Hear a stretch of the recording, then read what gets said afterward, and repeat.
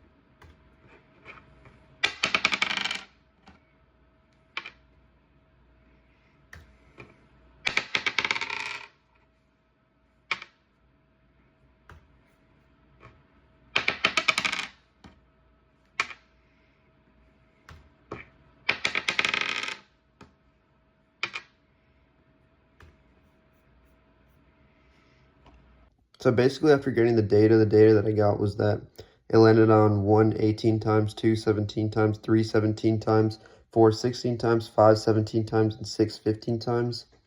And basically, these were the observed counts in the equation. So I did this minus the expected squared over expected. And for the expected, I just got 16.667, which is just the sample size divided by the category. So 100 divided by 6. And then for x squared, basically I added up 6 instances of this, and I got 0.32. And then for the degrees of freedom, I just had to do 6 minus 1, which was 5. And so using 5 in the significance level of 0.05, which is just the approximation of rejecting the null hypothesis when it's actually true. Using that, I went to the chi table, and then I got 11.07. The test statistic was 0.32 and the critical value was 11.07. And basically, because the test statistic was less than the critical value, it failed to reject the null hypothesis, which means there was not enough evidence to prove the die was unfair at a 5% significance level. And basically, in order to do this whole test, there was 2 key assumptions that need to be justified. The first is that each die roll had to be independent, and this is clearly true because the previous die roll does not affect the next one, so they're all independent. Then the next thing is that the expected value had to be at least 5, and this was also true because the expected value is 16.77.